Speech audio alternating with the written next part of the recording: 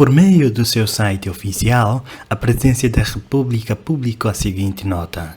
De acordo com o disposto no artigo 279, número 1 da Constituição, o Presidente da República devolveu à Assembleia da República o Decreto número 49/17, que altera o Código Penal, criando a pena acessória de perda da nacionalidade, uma vez que o Tribunal Constitucional se pronunciou em sede de fiscalização preventiva pela inconstitucionalidade das normas constantes dos números 1 das alíneas A, B, C, D, E e H do número 4 e número 5 do artigo 69-D a aditar ao Código Penal pelo artigo 2º do Decreto da Assembleia da República número 49/17. Era esperado de facto que o Presidente da República devolvesse esse diploma. Entretanto, Chega, na pessoa de André Ventura, insiste que irão insistir a propor o diploma tal como ele é, com as alíneas que estão a ser rejeitadas pelo Tribunal Constitucional. Não, surpreendido não fiquei. Eu acho que nós criámos em Portugal nos últimos anos uma cultura de proteção mútua em que os maiores interesses se protegem entre si, se protegem para si e para aqueles que acham que protegendo outros estão a proteger a si próprios. E é o caso do Partido Socialista e do Partido Social Democrata. Então, nós temos um Primeiro-Ministro suspeito de atos de corrupção, de ter com os seus ministros desviado dinheiro, no sentido de os interesses privados serem sobrepostos aos interesses públicos, isso evidenciado em escutas telefónicas que são publicadas pela imprensa, e o PSD acha que isto não há justificação para se fazer uma comissão de inquérito porque está uma investigação judicial em curso. Bom, na TAP também estava uma investigação judicial em curso. Nos casos do BES também estava uma investigação judicial em curso. Sabe o que é que muda aqui? É que aqui os protagonistas são líderes de partidos e são interesses de partidos. É sempre o mesmo. Há 50 anos que é a mesma coisa. Protege-me tu agora que eu vou-te proteger a ti mais tarde. É esta cultura que vai destruindo a nossa democracia. Não é o Chega. É esta cultura que destrói a nossa democracia. Eu não quero fazer ao António Costa agora porque não vá o PS lembrar-se de fazer ao Luís Montenegro daqui a uns meses. É isto que destrói a democracia, é isto que mata a democracia, quando nós vemos quando nos entra pelos ecrãs de casa e das notícias, que houve efetivamente atos pelo menos duvidosos, de legitimidade, de uso de recursos públicos de forma indevida, de interesses e de influências indevidas, e o Parlamento se recusa a investigar. Eu tenho uma boa e uma má notícia. A boa é para as pessoas, para os portugueses, de que nós não vamos desistir. Nós vamos mesmo avançar com uma comissão de inquérito ao caso da Operação Influencer, mesmo que os interesses mais obscuros dos partidos levem a que se queira esconder estes interesses e se tente proteger estes interesses. Esta é a boa notícia. A má é para estes dois partidos que têm que compreender que o panorama político mudou e que já não basta protegerem-se uns aos outros para conseguirem que as coisas fiquem escondidas. Já não basta terem amigos nos sítios certos para que as coisas fiquem escondidas, já não basta terem amigos nem na imprensa, nem nas instituições, porque agora há uma outra força no Parlamento que não vai deixar que isto aconteça. Isto não é... Quer dizer, o Parlamento fez 10 comissões de inquérito, se não me engano. 10. 9 ou 10 à morte do Francisco Sá Carneiro, o antigo Primeiro-Ministro. Todas elas justificáveis. Porque se entendia que houve encobrimento de Estado em relação ao possível assassinato de um Primeiro-Ministro. O Parlamento fez comissões de inquérito ao negócio ruinoso da TAP. O Parlamento fez comissões de inquérito ao negócio ruinoso do BES e a todo o escândalo que envolvia o BES. Mas não acha boa ideia fazer uma comissão de inquérito à corrupção de um ex-primeiro-ministro que ganhou com maioria absoluta e cujo governo caiu por causa disso. Isso significa que vai avançar positivamente em setembro? Sim, quer dizer isso, é isso que quer dizer, para má notícia dos meus adversários e dos nossos adversários, é isso que quer dizer. Mas é negativo que tenha que ser assim. A democracia não deve ser feita nestes termos, deve ser feita em chegar-se a consensos do que é razoável. Às vezes há momentos em que nós temos propostas que são ideologicamente discutíveis e incompatíveis com determinadas forças políticas. E isso é a democracia.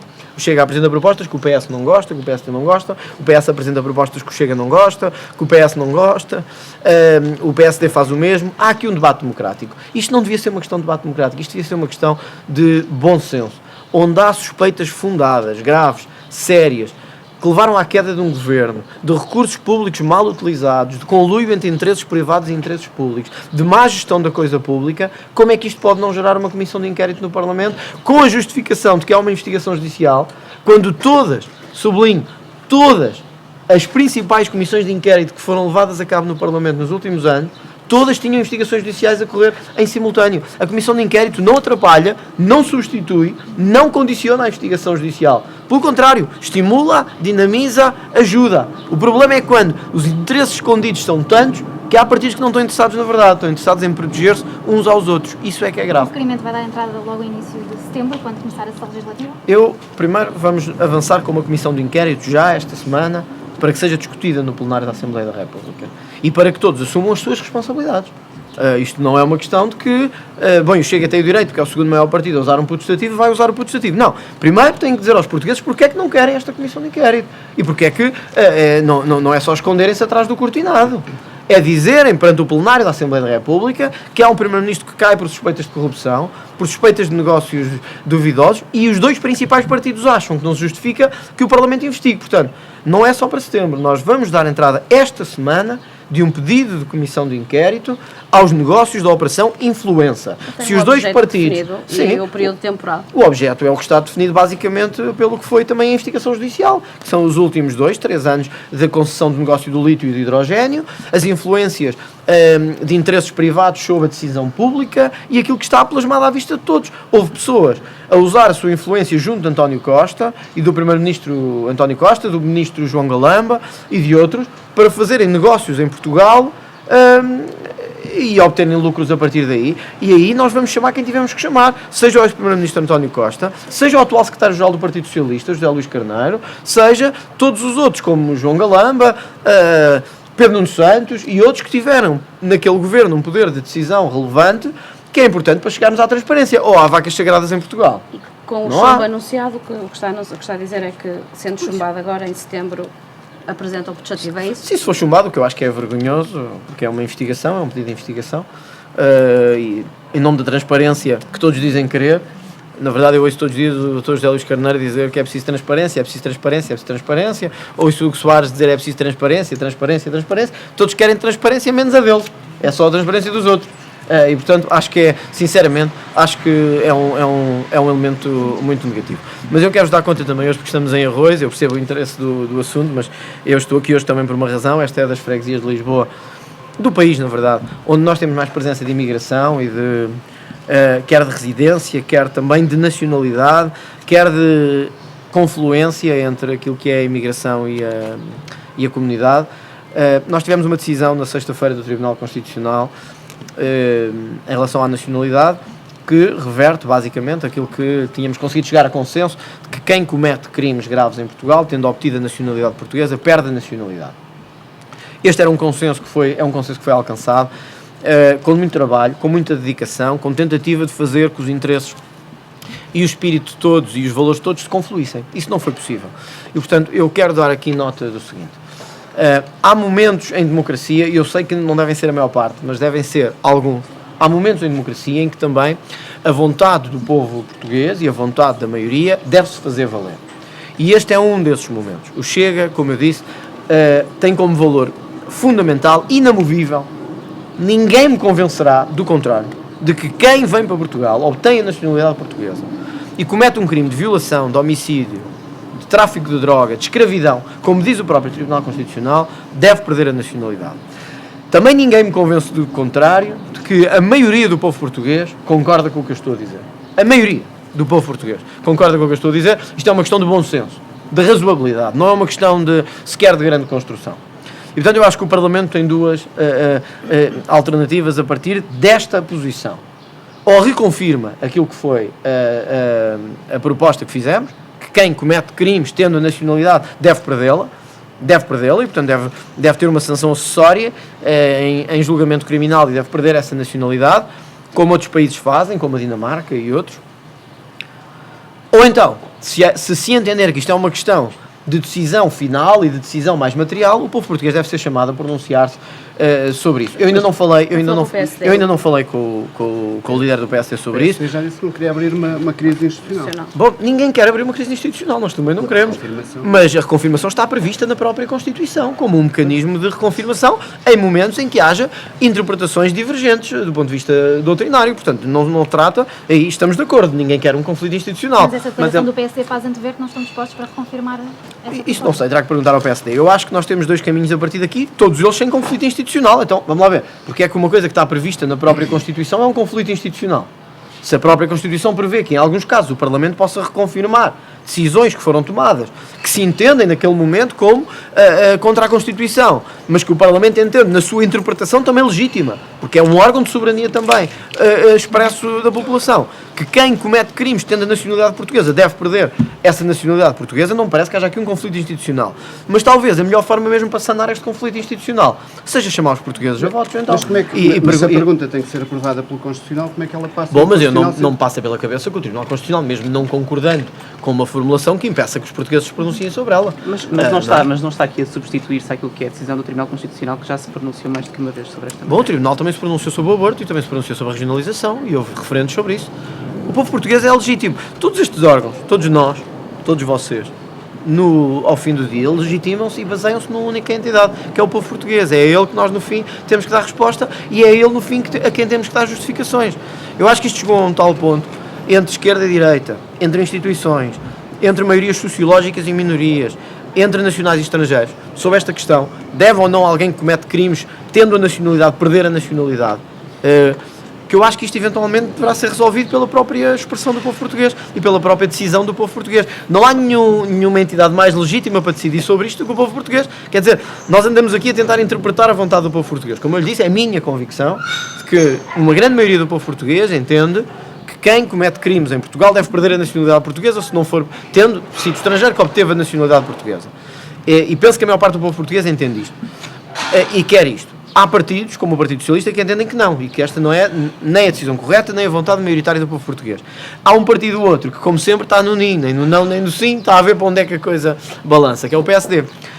Eu acho que perante isto, e com estes três partidos, como todas as sondagens indicam, o país dividido entre três, talvez o povo português deva pronunciar sobre isso. O que é que eu preferia de solução? Não sempre está a contribuir para uma descredibilização da própria instituição. Do quê? Do Tribunal Constitucional? Não creio, então quer dizer, o Tribunal Constitucional não aceita que o povo português se pronuncie sobre assuntos só porque ele já se pronunciou também. Todos estes órgãos, os próprios tribunais, administram a justiça em nome do povo. É o que diz a lei, é o que diz a Constituição. Nós somos eleitos em nome do povo, os senhores fazem jornalismo em nome do povo. É para eles e por eles que nós fazemos. Portanto, não me parece nenhum escândalo que o povo português seja chamado a pronunciar. O que é que eu acho que era desejável? Era isso? Não, eu acho que era desejável uma reconfirmação, com 2 terços. Mas vai não pedir sei. alguma reunião ao PSD? Tem Sim, algum nós vamos falar esta semana, penso eu, até sobre outros assuntos também, como a reforma, como as questões laborais e a questão da reforma do Estado. Há questões que temos que falar esta semana. Um dos assuntos, naturalmente, será esta decisão do Tribunal Constitucional, que acabou de ser tomado, e portanto agora vamos ver passo a passo qual é o percurso. O que eu vos quero dizer é que há coisas que só dependem de nós, ou seja, há coisas que dependem dos outros partidos, outros dependem da nossa iniciativa. No que depende da nossa iniciativa, eu acho que devem ser feitas 2 coisas: uma reconfirmação, ou, caso não se queira, por se entender que há dúvidas sobre a vontade do povo português, um referendo. Nessas 2 lógicas nós estamos disponíveis para dar consequência a isto. Em Portugal nós temos que ter regras, quem vem para cá tem que cumprir regras. Quem chega a Portugal, quem tem nacionalidade portuguesa, quem obtém a residência portuguesa, não pode vir para cá cometer crimes. Acho que ao fim do dia, se há dúvidas sobre isto, é o povo português quem as deve decidir. Portanto, a relação vamos com o propor isso. PSD está a passar por uma má fase, depois do PSD não dar a mão na questão da Operação Influência, agora parece também não dar nesta questão da reconfirmação, e isso pode pôr em causa as negociações da lei laboral? Não, nós sabemos distinguir muito bem as 2 coisas. De facto, a questão da Operação Influencer parece-me particularmente caricato, francamente. Porque mete em causa aquilo que é os alicerces mais básicos da transparência, daquilo que é uma decisão de investigar e de ser transparente com as coisas. E isso parece-me caricato. Agora, nós não confundimos as coisas. Há uma coisa que tem que ver com a Operação Influencer, com os negócios do lítio, do hidrogénio, com desvio de dinheiro, com corrupção, com transparência. Essa é uma questão. Outra questão tem que ver com as leis laborais e com as outras reformas. Nós não confundimos as 2 coisas. Tenho perfeita noção do que é que o povo português quer, tenho perfeita noção do caminho que temos que prosseguir e da responsabilidade que temos que ter como líderes da oposição. Agora, uma coisa é ser líderes da oposição e fazer oposição e ser responsáveis. Outra é ser líderes da oposição e fechar os olhos ao mais básico conluio de interesses que a nossa democracia tem gerado nos últimos anos. Isso não podemos pedir, não foi para isso que o Chega foi eleito líder da oposição. Pediu uma reunião formal ao Primeiro-Ministro por causa destes dois temas. Não vou falar sobre isso. Há questões que são de natureza do encontro dos dois partidos, não quero tornar isso público. André, a reconfirmação pode ser uma moeda de troca para a aprovação do pacote laboral? Não misturamos os dois planos são planos diferentes, são coisas absolutamente distintas. A transparência não está à venda. E então, Qual é a linha vermelha do Chega no que toca ao pacote laboral?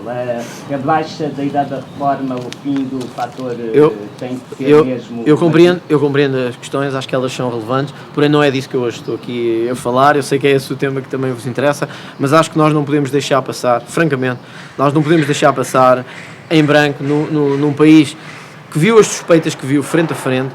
Desculpem insistir nisto, nós vimos o que está a acontecer com a Operação Marquês e com o engenheiro José Sócrates. Nós não podemos deixar que a Operação Influencer se torne no novo Marquês. Nada neste momento é mais importante do que garantir a transparência de quem exerce o poder, cumpre regras, é transparente e o dinheiro público é usado de forma transparente. Eu não vou deixar que nenhum outro assunto desvie do essencial, que é do maior partido do Parlamento, o maior, ter dito que não aceita uma comissão de inquérito com motivos fúteis, sabendo perfeitamente que há suspeitas fundadas, graves, que levaram à queda de um governo de maioria absoluta e à qual o país prefere olhar para o lado. Desculpem lá, nada é mais importante do que isso. Se nós queremos combater a corrupção a sério e não de brincadeira, então nós temos que levar isto a sério. E o levar a sério é fazer disto uma questão essencial. Porque é que o PSD não quer fazer uma comissão de inquérito sobre isto? De que é que tem medo? De que é que tem medo? E se tem medo de alguma coisa... Olha, como diz o povo, quem tem medo, compra um cão.